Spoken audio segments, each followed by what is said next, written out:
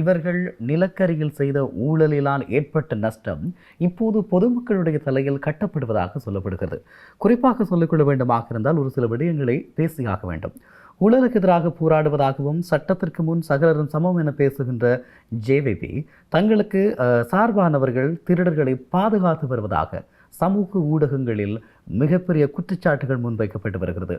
உதாரணமாக இலங்கை கிரிக்கெட் சபையினுடைய தலைவர் ஷாமினி சில்வா மீது முன்வைக்கப்பட்டிருக்கக்கூடிய குற்றச்சாட்டுகள், அவருக்கு எதிராக பல்வேறு முறைகேடுகள் ஆதாரத்துடனும் கணக்காய்வு அறிக்கைகளுடனும் அடையாளப்படுத்தப்பட்டிருக்கின்ற போதிலும் ஜேவிபி திரு ஷாமினி சில்வா அவர்களை தொடர்ந்து பாதுகாத்து வருகிறது என்ற ஒரு குற்றச்சாட்டு முன்வைக்கப்படுகிறது.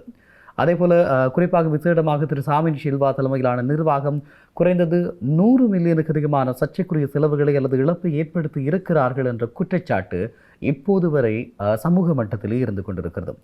மறுபுறம் விசா மோசடியிலே 3.20 மில்லியன் அமெரிக்க டாலர்கள் இழப்பை ஏற்படுத்திய முன்னாள் அமைச்சர் டிரான் அலஸ் அவர்களை ஜேவிபி எந்தவித விசாரணைகளும் இல்லாமல் பாதுகாத்து வருவதாக ஒரு குற்றச்சாட்டு இருக்கிறது. குறிப்பாக 1.152 மில்லியன் இழப்பை ஏற்படுத்திய டிரான் அலஸ் அவர்களின் மோசடிகள் பேண்ட்ரோ பேப்பர்ஸிலும் அடையாளப்படுத்தப்பட்டிருக்கிற போதும் அவர் தொடர்பாக அவருடைய பெயரை உச்சரிக்கக்கூட அரசு தரப்போ அல்லது ஊழல் தொடர்பாக வாய்களியே பேசுகின்றவர்களோ தயாரில்லை என்று சொல்லப்படுகிறது.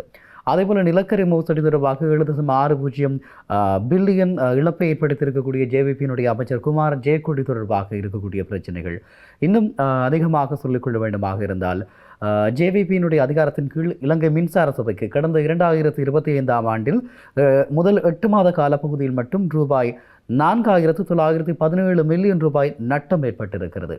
நான் சொன்னது போல இந்த தொகையை எல்லாம் மக்களுடைய தலையில் கட்டி கொண்டிருக்கிறார்கள். இது தவிர இந்த விடயங்கள் தொடர்பாக இன்னும் ஆழமாகவும் நிறைய விடயங்கள் பேச வேண்டிய தேவை இருக்கிறது. குறிப்பாக தேசிய தொழிலாளர் நிறுவனத்தினுடைய கட்டிடம் ஒன்றை NWC உறுப்பினர்கள் என்கின்ற பெயரிலே 3.60 மில்லியன் குத்தகைக்கு வழங்கிய ஜேவிபியினுடைய அமைச்சர் வசந்த சமரசிங்க தொடர்பாக நடைபெற்ற விசாரணைகள் எங்கே என்ற கேள்வி இருக்கிறது.